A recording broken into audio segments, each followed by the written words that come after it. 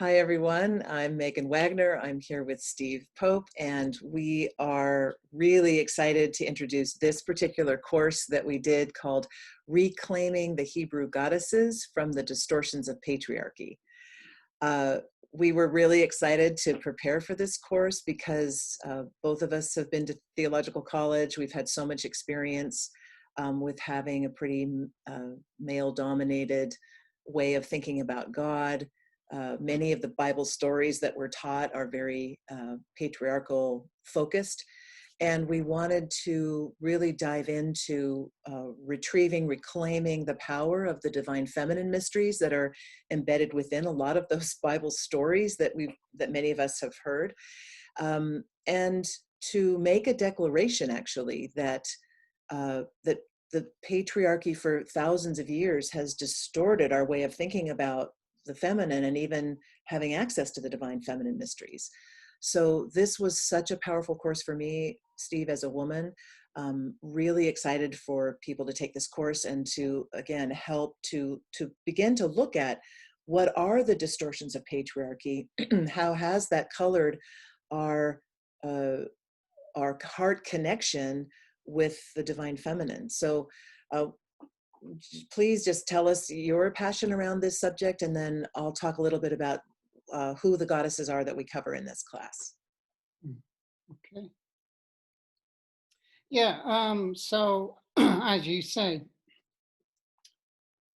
we are so conditioned to believe that the deity that we are supposed to worship if we're Christians or Jews or Muslims, etc., is patriarchal, that we don't even question it. Or if we do question it, we still have it in the unconscious. I mean, a very simple fact in the Hebrew names that, such as Elohim, for example, we'd take that one, is that it's a feminine name. Mm-hmm.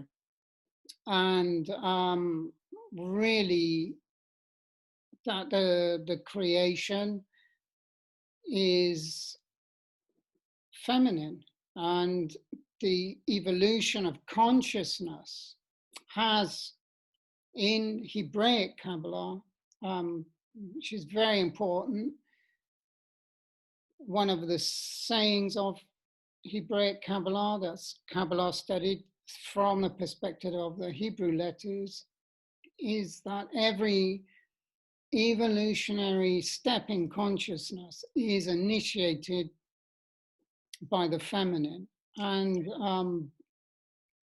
once we can accept that, hear that, feel it in our bones, then it opens up the ability for us to evolve into spiritual adults. Without our acceptance and reception of the divine feminine, it's not possible to make these evolutionary steps in consciousness. That is really, really important what you just said. So valuing the divine feminine as equal to the divine masculine energies, of course, Yes. creates the possibility that we can unfold spiritually into spiritual adults and way beyond. So yeah, that's kind of the underpinning of why we wanted to do this class. I want to just read out the amazing names that we cover in this class. The names, of course, which are codes for all for conscious living. You know, that's really what I've gotten from this. So we cover Shera. So these are the goddesses that we wanted to look at. Shera, Lilith, Cheva, which is Eve, what we know as Eve. Sarah, Ella, the midwife. We did that twice. That was two wonderful classes. Deborah, Miriam, Queen of Heaven. And then we spent 3 lessons on Mary Magdalene, looking at Magdalene, what the word means. So we had fun in those last 3 classes looking at the Magdala. So any that really stand out to you in terms of the power of those names and what they mean for us.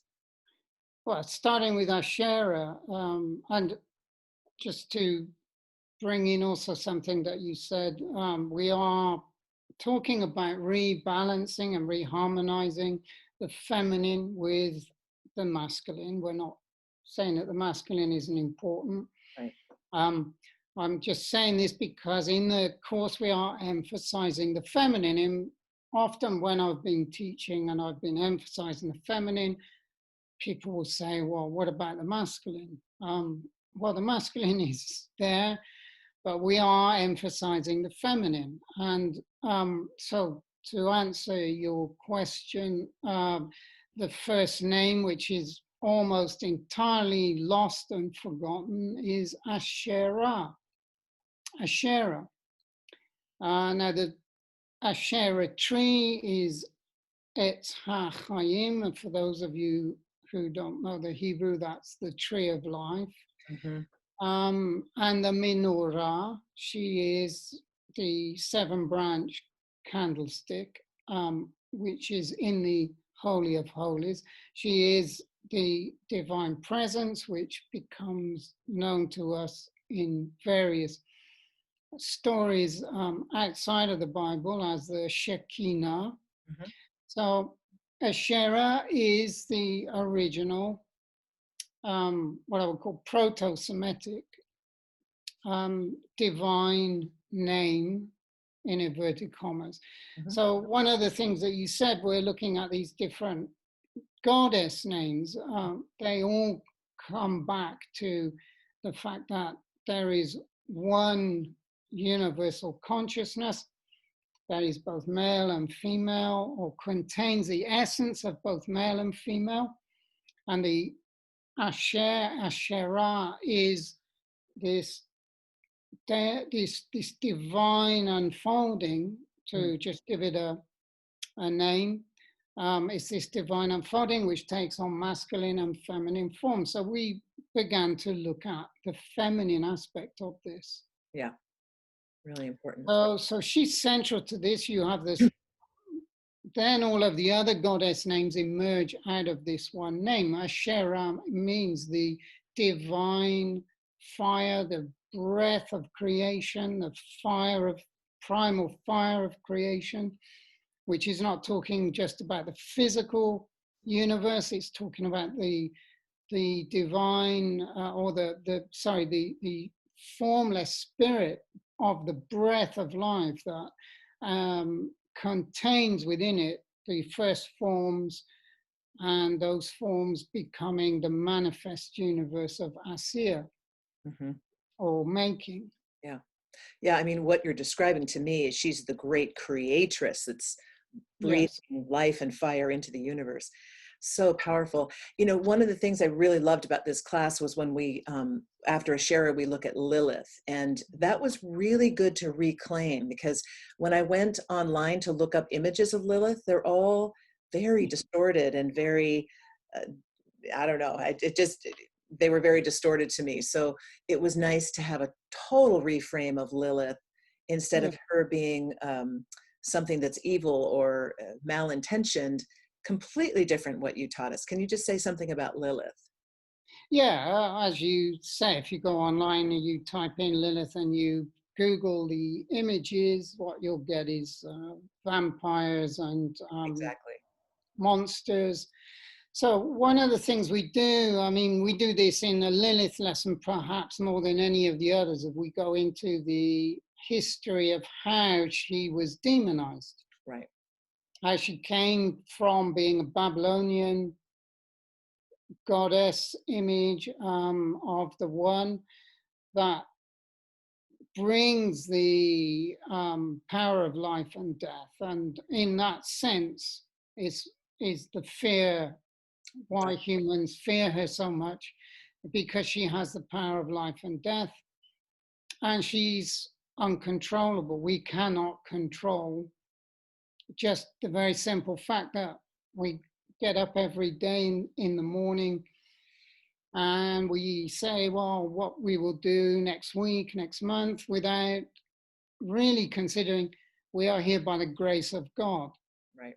And each day we have in this form, this incarnation, is the grace of God. Now, when we go to sleep at night, we enter Lilith's world, and she decides, in inverted commas, whether we continue our life in form or not. Right. So, hence the demonization. And yes, so she has the power of life or death, but it is a very creative and self-determination of life. One of the words that we examine in this is the word wild. Wild in Old English means self-determining. I love that. Yeah. Yeah. Yeah, and savage as well is, it means undomesticated. All of the Right. horrible things that go with the idea of domesticating, especially if you're a woman, being domesticated, being neutered, all of that. Yeah. So this is what people are afraid of, Right. in my opinion. Anyway, so we examine that in the course. We examine how she was demonized and why. Okay.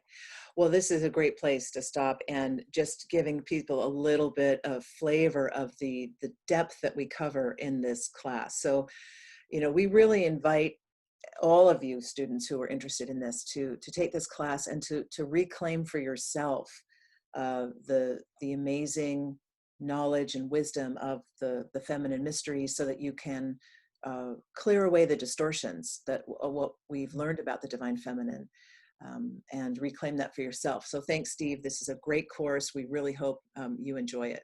Thank you. Yeah, well, we certainly enjoyed making it, so it was wonderful. Yeah.